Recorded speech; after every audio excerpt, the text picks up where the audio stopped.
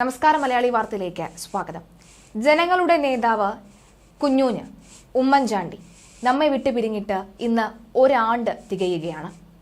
ഈ ഒരു വർഷക്കാലത്തോളം രാഷ്ട്രീയ കേരളത്തിൽ ഉമ്മൻചാണ്ടി എന്ന നേതാവില്ലാത്തതിന്റെ വിടവ് വലിയ രീതിയിൽ തന്നെയാണ് നമ്മൾ എല്ലാവരും അനുഭവിച്ചറിഞ്ഞത്. അദ്ദേഹത്തിന്റെ കുടുംബാംഗങ്ങളും അങ്ങനെ തന്നെയാണ്. അദ്ദേഹത്തിന്റെ 3 മക്കളും കഴിഞ്ഞ കുറേ ദിവസങ്ങളായി, കഴിഞ്ഞ ഒരു വർഷമായി അദ്ദേഹത്തെ ഏറ്റവും കൂടുതലും അദ്ദേഹം ഉണ്ടായിരുന്നുവെങ്കിൽ നന്നായിരുന്നേനെ എന്ന ഓർത്തുപോയ നിമിഷങ്ങളെക്കുറിച്ചാണ് പറയുന്നത്. പ്രധാനമായും അച്ചൂമ്മന്റെ വാക്കുകളാണ് ശ്രദ്ധേയം. എല്ലാവരും കൂടി അടച്ചാക്ഷേപിക്കുകയും എല്ലാവരും കൂടി പിച്ച് ചീന്തിയ ഒരു സമയം അച്ചൂമ്മനുണ്ടായിരുന്നു.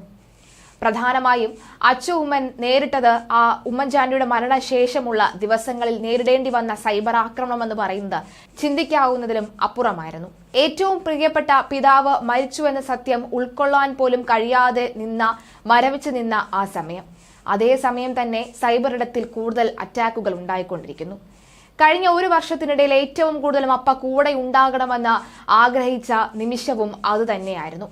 ഒരു ഫോൺ വിളിയുടെ അറ്റത്ത് ഉണ്ടായിരുന്നുവെങ്കിൽ എന്നാണ് അച്ചൂമ്മൻ പറയുന്നത്. എനിക്കെതിരെ സൈബർ ആക്രമണം ഉണ്ടായ സമയം ഒന്ന് ഫോൺ എടുത്ത് സംസാരിക്കാൻ അങ്ങേ തലയ്ക്കൽ അപ്പ ഉണ്ടായിരുന്നുവെങ്കിൽ എന്ന് ആഗ്രഹിച്ചു പോയി.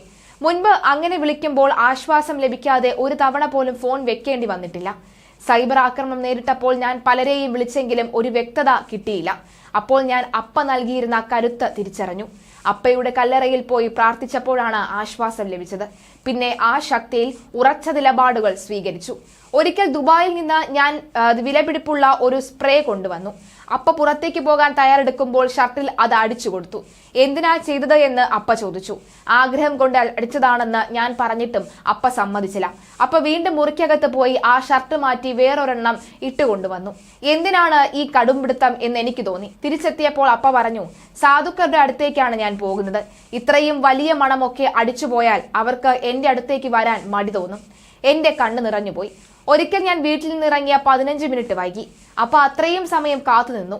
കാറിൽ വെച്ച് അപ്പ പറഞ്ഞു, 2 ഇടത്ത് കാത്തിരിക്കുന്നത് 400ഓളം പേരാണെന്നും അവരുടെ ജീവിതത്തിലെ 15 മിനിറ്റാണ് നമ്മൾ നഷ്ടപ്പെടുത്തിയതെന്നും. എനിക്കതൊരു വലിയ തിരിച്ചറിവായിരുന്നു.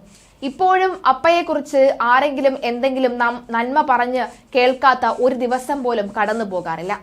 ഇതായിരുന്നു അച്ചൂമ്മന്റെ വാക്കുകൾ. ഉള്ളിലിരുന്ന് ആരോ നയിക്കുന്നുണ്ട്, ഉള്ളിലിരുന്ന് അത് അപ്പ തന്നെയാണെന്ന് അടിയുറച്ച് വിശ്വസിക്കുന്നുണ്ട് എന്നായിരുന്നു ചാണ്ടിയുമ്മൻ MLAയുടെ പ്രതികരണം. അപ്പ മരിച്ചിട്ടില്ലായിരുന്നുവെങ്കിൽ, കൈപിടിച്ച് കൂടെ ഉണ്ടായിരുന്നുവെങ്കിൽ എന്ന് തോന്നിപ്പോയത് പുതുപ്പള്ളി ഉപതെരഞ്ഞെടുപ്പിൽ മത്സരിച്ച സമയത്താണ്. ഇങ്ങനെ ഒരു തെരഞ്ഞെടുപ്പ് പ്രതീക്ഷിച്ചതേ അല്ല. അപ്രതീക്ഷിതമായി നാമനിർദ്ദേശവും നൽകേണ്ടി വന്നു. നയിക്കാൻ രക്ഷിതാവ് കൂടെ ഉള്ളപ്പോൾ നമ്മൾ ഒന്നും അറിയേണ്ടതില്ല. അങ്ങനെ ഒരു ഗൈഡൻസ് ആഗ്രഹിച്ചു പോയി. എന്തു പറയണം, എന്തു ചെയ്യണം, എങ്ങനെ കാര്യങ്ങൾ മുന്നോട്ട് കൊണ്ടുപോകണം എന്നെല്ലാം ആശയക്കുഴപ്പം ഉണ്ടായപ്പോഴൊക്കെ അപ്പയിലേക്ക് നോക്കുമായിരുന്നു. പിന്നെ അദ്ദേഹം എപ്പോഴും കൂടെയുണ്ട് എന്ന വിശ്വാസം ഉള്ളിൽ ബലപ്പെട്ടു. എന്റെ ഉള്ളിലിരുന്ന് എന്തെല്ലാമോ അപ്പ ചെയ്യുന്നത് പോലെയാണ് ഇപ്പോൾ തോന്നുന്നത്. ഒപ്പമുണ്ട് എന്ന വിശ്വാസം അത് തന്നെയാണ് നയിക്കുന്നത് എന്നായിരുന്നു ഡോക്ടർ മറിയ ഉമ്മൻ പറഞ്ഞത്. നിയമസഭയിൽ എന്നെ വ്യക്തിപരമായി ആക്ഷേപിച്ച സമയത്ത് എനിക്ക് അതൊരു വലിയ സംഭവമായി തോന്നിയില്ല. എന്നാൽ ചാണ്ടിയുമ്മന്റെ തെരഞ്ഞെടുപ്പ് കാലത്ത് സൈബർ ആക്രമണം നേരിട്ടപ്പോൾ ഞാൻ വല്ലാതെ ഉലഞ്ഞുപോയി. ഈ 2 അനുഭവങ്ങളും തമ്മിലുള്ള വ്യത്യാസം എന്താണെന്നോ? ആദ്യ സമയത്ത് അപ്പ എന്ന കരുതൽ ഉണ്ടായിരുന്നു. രണ്ടാമത്തെ സമയത്ത് അപ്പയില്ല. വീടിന് വെളിയിലേക്ക് ഇറങ്ങിയാൽ പല പ്രാവശ്യം അപ്പ ഫോണിൽ വിളിക്കുമായിരുന്നു. ഞാൻ ഇത്രയും വലുതായിട്ടും എന്താ അപ്പ ഇങ്ങനെ എന്നൊക്കെ നീരസം തോന്നിയിട്ടുണ്ട്. പക്ഷെ ഇപ്പോൾ അങ്ങനെ വിളിക്കാൻ ആളില്ല എന്ന സത്യം അറിയുന്നു. എഞ്ചിനീയറിംഗിന് മംഗലാപുരത്ത് പഠിക്കാൻ പോയ 4 വർഷം ഒഴികെ ബാക്കി എല്ലാ കാലവും അപ്പയോടൊത്ത് കഴിഞ്ഞതാണ് ഞാൻ. അത് ഇപ്പോഴും അങ്ങനെ തന്നെ ആവണമെന്നായിരുന്നു ആഗ്രഹം. പക്ഷെ മനസ്സിൽ ഇപ്പോഴും അപ്പയുണ്ട്. ഇതായിരുന്നു 3 മക്കളുടെയും ആ അനുഭവം. അപ്പ എന്ന വലിയ മനുഷ്യന്റെ മുന്നിൽ സാധാരണക്കാരെ പോലെ തന്നെയായിരുന്നു ഞങ്ങളും കഴിഞ്ഞത്. മക്കൾ എന്ന ഒരു പ്രിവിലേജ് ഞങ്ങൾക്ക് ആർക്കും തന്നെ ഉണ്ടായിരുന്നില്ല എന്നും അച്ചൂമ്മനും ചാണ്ടിയുമ്മനും അതുപോലെ തന്നെ മറിയ ഉമ്മനും ഒക്കെ പറയുകയാണ്. എന്തായാലും അവരുടെ ആ ഓർമ്മയിൽ ഇന്ന് മലയാളികളും ഒന്നടങ്കം ഉരുകിച്ചേരുകയാണ്.